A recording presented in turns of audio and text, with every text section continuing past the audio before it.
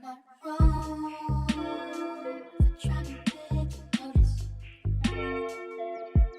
Is it wrong that I paid enough? Is it wrong that I got no motive? It's been so long that I can write it off. I can feel the water. Is this a bad feeling almost done as time must be my God, can't take no more. I can feel the water. Is this a bad feeling almost done as time must be my God, can't take no more. Take no more. Take no more. Take no more. Take no more. I've been so down and out. I've been trying to find a way out.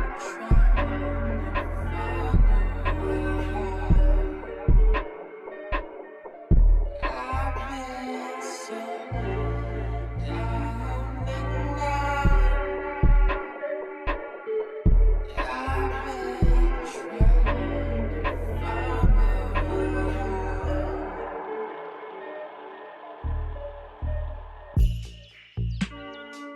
I've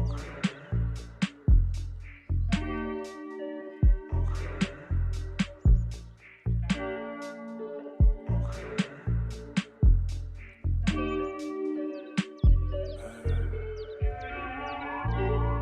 out. All right, and we are live.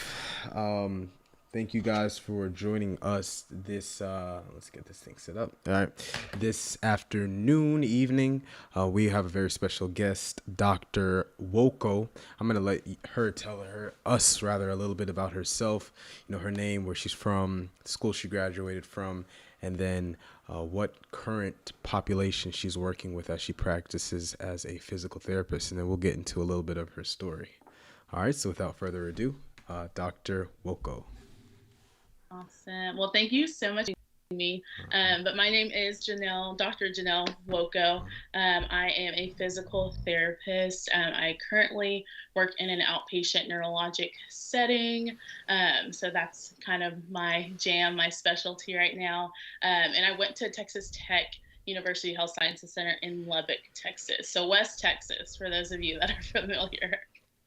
Cool. But yeah, I guess I'm 27 years old. I could add that in. Yeah. 27 years old, originally born and raised in Dallas, Texas. Nice. So. Dallas native, and she's a doctor in her 20s. That's always nice to hear, that title. You get that title while you're young. That's cool.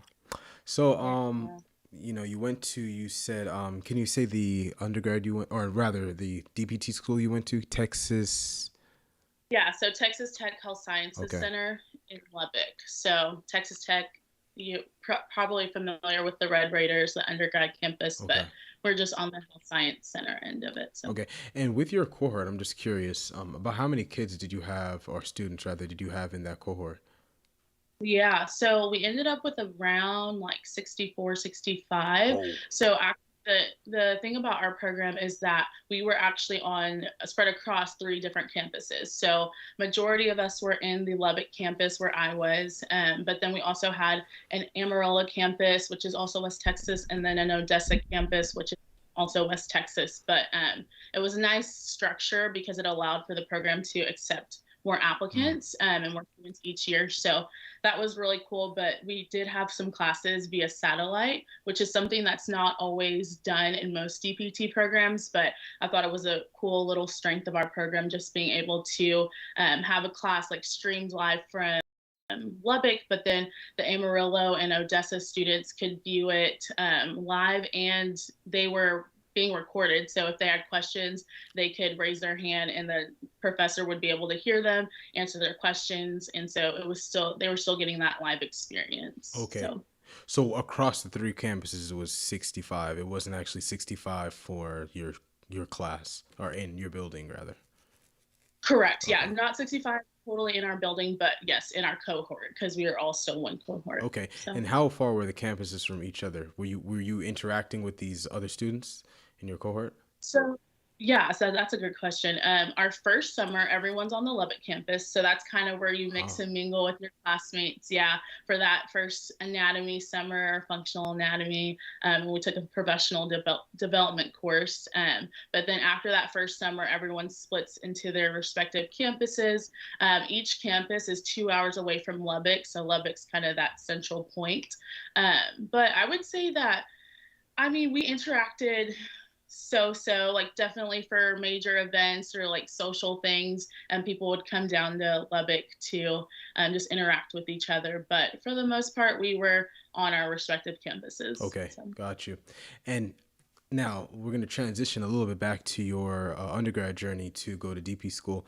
How easy or hard was your Yeah. transition from the undergrad to the DPT? Yeah, so I went to the University of Texas at Austin. So hook 'em. We have a game coming up this weekend, which is Texas OU. It's going to be great. But I did 4 years of undergrad there, got my degree in public health with a specialization in nutrition. So finished at 22. I was one of the late bloomers that didn't really know what I wanted to do post college. So I had to take some time and soul search and kind of figure out what I wanted to do. It wasn't until towards the end of my college career that I was like, oh, PT is an option. Let me explore it a little bit more. So with that, of course, I didn't have all of my prereqs done and I didn't have the experience in shadowing. So I had to take a couple years off to do my applications, kind of get myself ready. But actually, that first year that I took off, I did apply to PT school. I kind of just shot a blind dart there and was like, okay, let's just try it, see what happens. Didn't I think I applied to one Texas school and I don't even remember which one it was, but I applied like out of state schools just randomly, like totally not even thinking that I'm going to get in.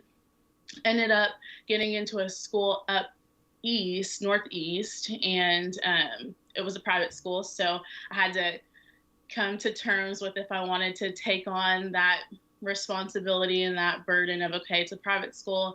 It's like a 6-hour flight from home. It's a Six lot hour of money. flight. Yes. So very, very far. Hold on. Oh, Texas to somewhere Maine. It was in Maine. in Yeah. Maine. Oh, shoot. Yeah, so it's all the way up there.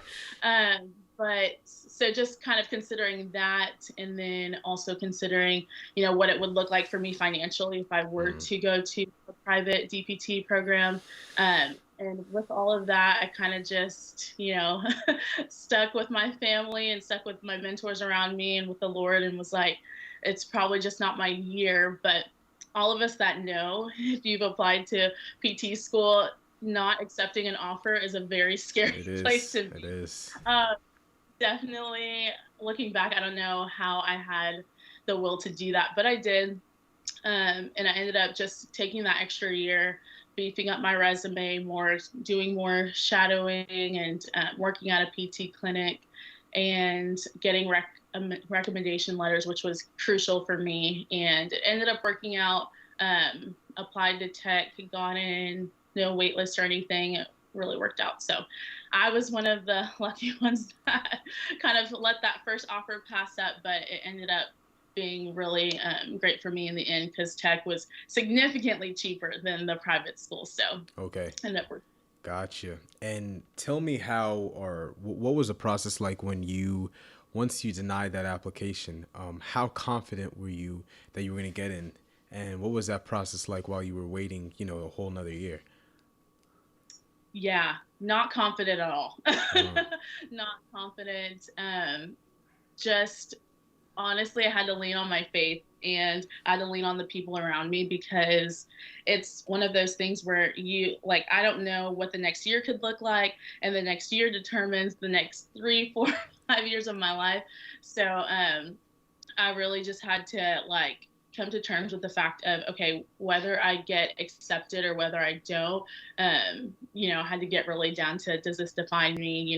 Is this a reflection of what a type of physical therapist I'm going to be, what kind of clinician I'm going to be. No. So I think getting to that place mentally and spiritually really helped me throughout. But that next year really just looked like I was working at a PT clinic. I was a tech that first year out of undergrad. And then I kind of transitioned to doing their insurance coordination. So all the billing and everything like that, which I thought was actually a nice transition for me as a future applicant, but also as thinking like in the future as future business owner and things like that, just kind of getting my feet wet in the business aspect of PT. So, and it was something else that I could talk about in my like personal statement and in my interview. So that was really great to be able to step into that role. But then also I really just leaned on the people that were around me. The clinic that I worked in was huge. We had like 12 or 15 therapists at a time. It was a huge clinic, so I had a bunch of different minds and brains to pick from, and just getting different perspectives of, okay, how does my personal statement sound, or like, are my hours diverse enough, or can you write me a recommendation letter because you went to that school, like how can I strengthen my application? And so being able to lean on the people around me, and really my faith is what got me through that crazy year, but it ended up working out. So That's good. So, funny enough that you've actually mentioned a couple times about faith. So I'm going to take a little bit of a detour here because I'm feeling curious. You've mentioned faith a couple times. How would you say you exercise your faith on a day-to-day basis? One, because for me, I'm coming from a secular school, and now part of the reason I wanted to be at the school I am at now, because was accepted into some other ones, but I grew up Seventh-day Adventist. It's just religion, and faith, and these things that are more non-tangible, if you want to say, were talked about a lot when I was growing up, right? So I've heard you talk about, and I made mention to that. What does faith mean to you, and how do you exercise that? Like, what does that look like for you on a day-to-day basis? I'm just curious. yeah, no, that's a good question. What does it mean to me? Well, it is my life, just to put it really frankly. I think I've known what it looks like for me to experience life without the Lord. And I fortunately have known what it means to experience life with the Lord, and just comparing my lifestyles in both regards. I had to really come to terms with myself. It was really, I would say, around the 2017-ish area that I really had to sit down with myself and the Lord and be like, okay, are we going to do this? Because if I'm going to go all in, then, Lord, I want you to have all of my heart, and let my life be a reflection of you. And since then, it hasn't been easy as far as like, what do I do to exercise my faith? For me, it's really just spending that quiet time with the Lord, whatever that looks like. It used to be, 30 minutes in the morning, but other times it's like 5 minutes before I step into class, on the drive over to class, and just listening to worship music and like being in his presence. Because I think it's something that just centers me, and really just gives me hope for the future, which if you're in PT school or even trying to get into PT school, you know that you need a lot of that, So I've really just learned to understand that I can't do this life by myself, and knowing that I have, a savior that's willing to take my burdens and willing to just be there with me in the thick of things and be my comfort. And a friend has just been life-changing, really, to be honest. And so I would say that's kind of how I came to faith, and kind of how I try to practice it on the daily basis. Nice. And did you grow up relatively religious, or is this something that you got into a little bit later on in life? Yeah, so I grew up Catholic. Okay. My parents are from Nigeria, so Catholicism's pretty huge in Nigeria. So grew up Catholic. Towards college is when I was losing my faith a little bit, trying to figure out who I was. But then college is kind of where I like started to recognize, okay, like I can have my own relationship with the Lord.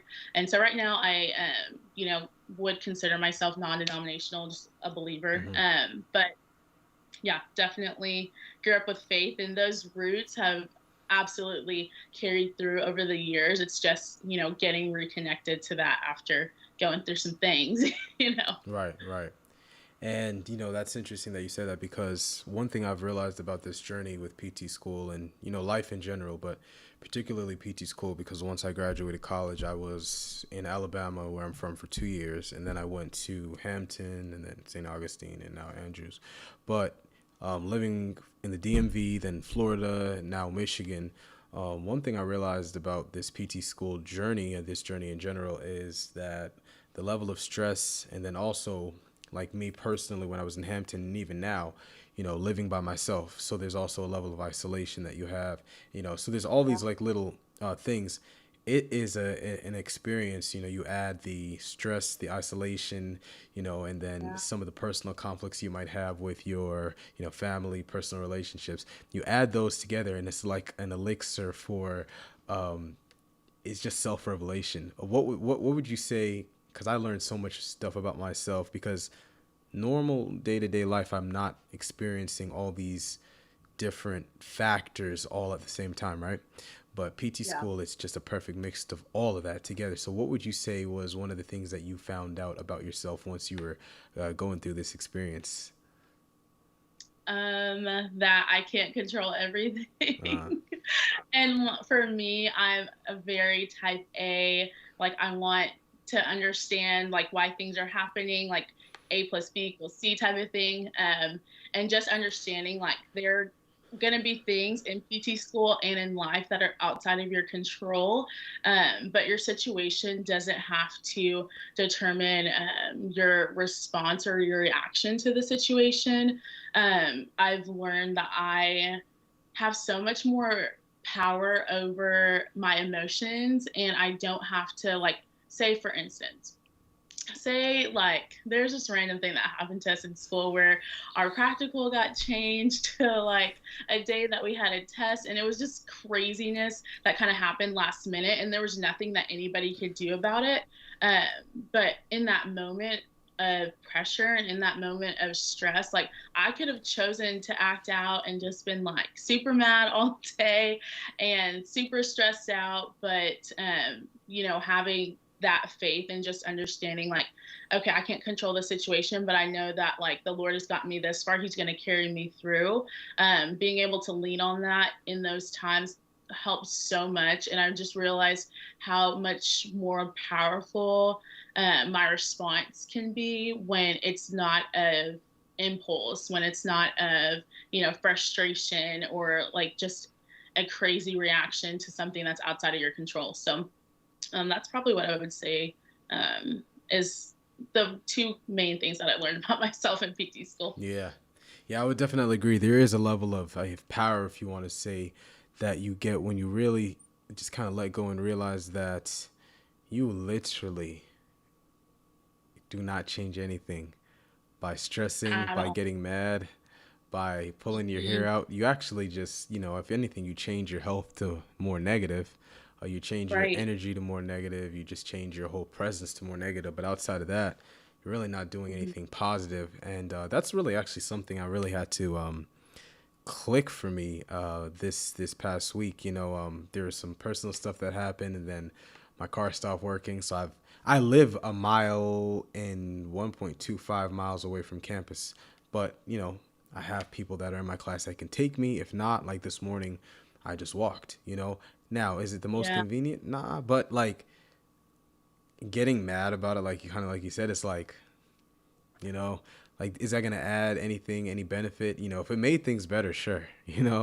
But nah, as I get older, it's kind of just like, you know what, hey, that wasn't supposed to happen, but you just got to keep going.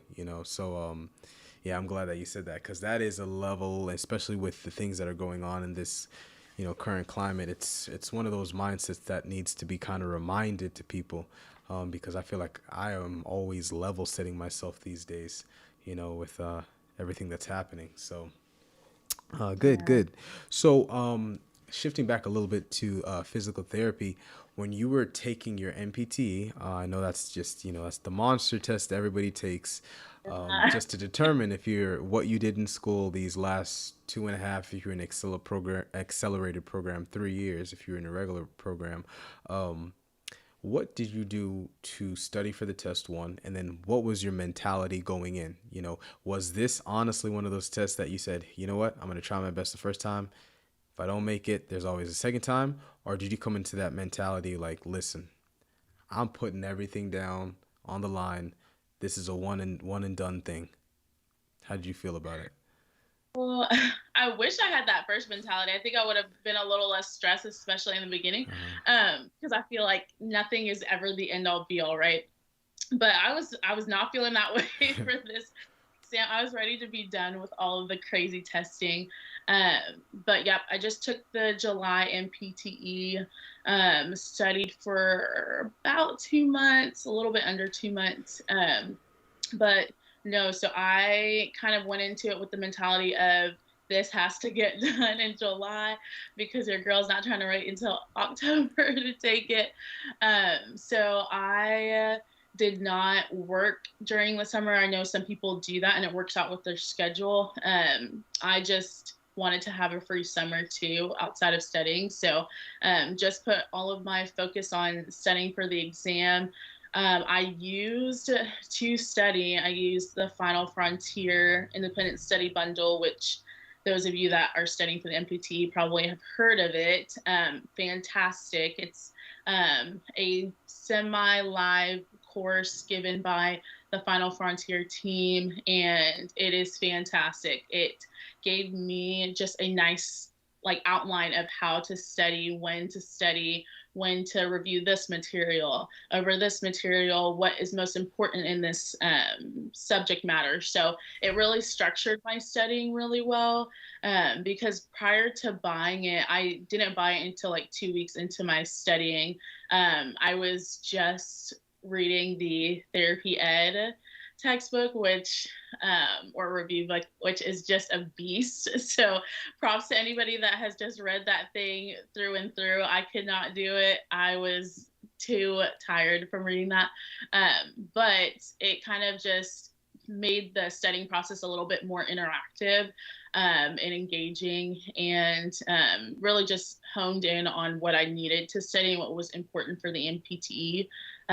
So that's kind of what I did to study for the exam. Okay.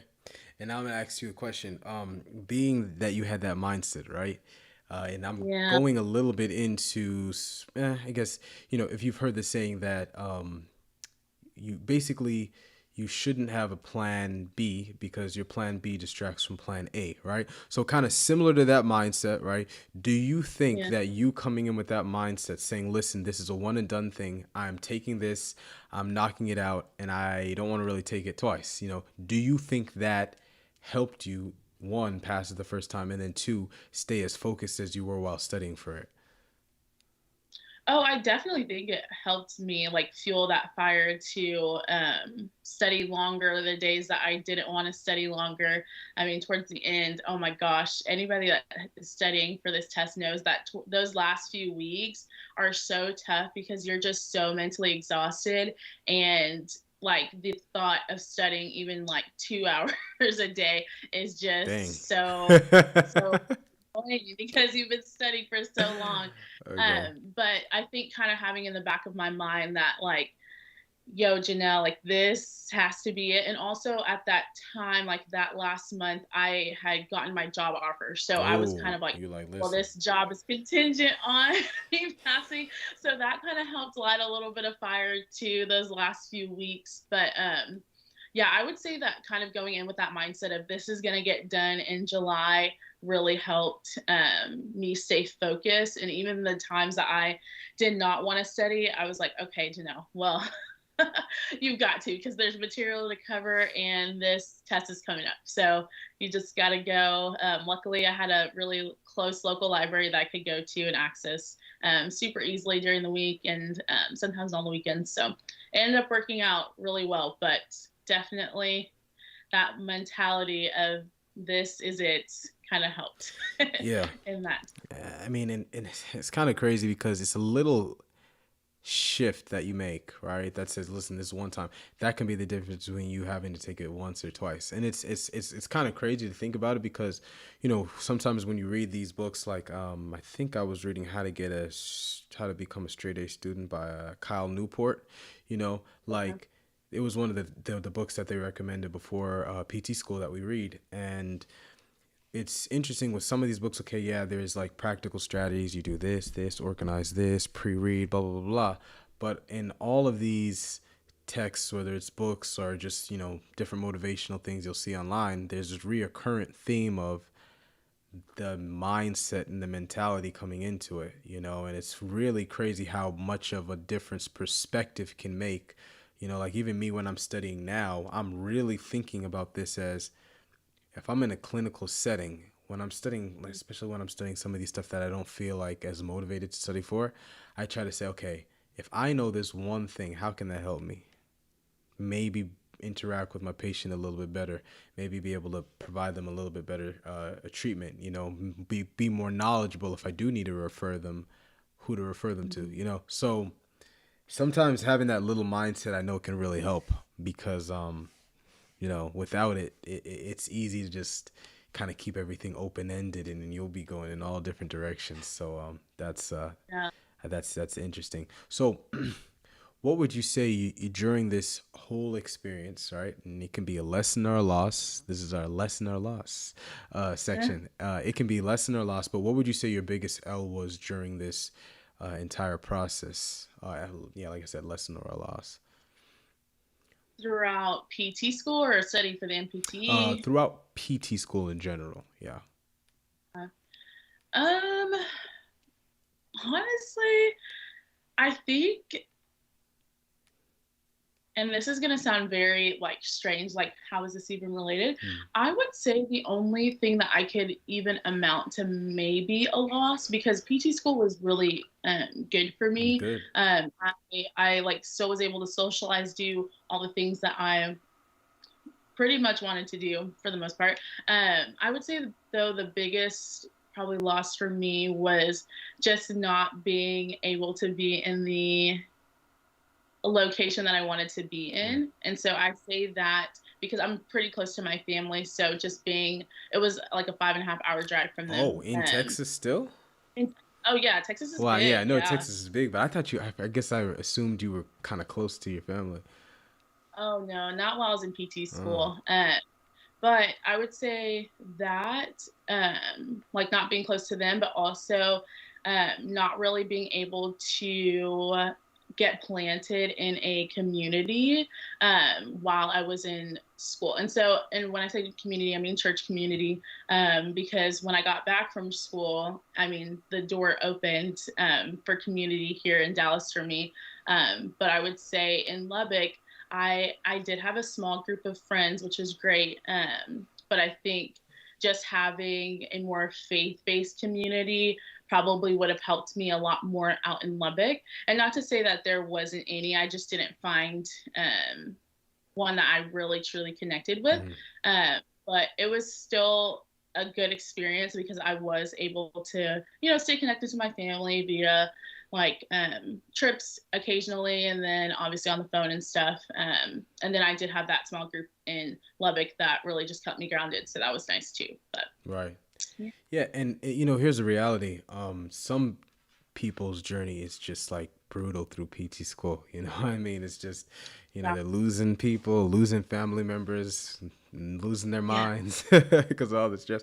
And other people's, it's not like that. So I like the fact that we can highlight both, because you might not have had a journey that, but someone's going to be able to relate to you, because there's not everybody's journey is going to be like my journey or this other person's journey where they might have to had, taken L's and this and that and whatever. Some people, it might just be, something like you said, like that, like extracurricular, like, man, feeling like I had to miss, because there are people who might not have necessarily struggled in school, but because of location, they might have missed birthdays, they might have missed, weddings, they might have missed because you got certain tests and whatever. So no, I totally understand that. I already know someone in my class who missed their brother's wedding because we had a test literally that Monday. So you know, and your brother's wedding or sister's wedding only happens once, so it could be something like that. So no problem.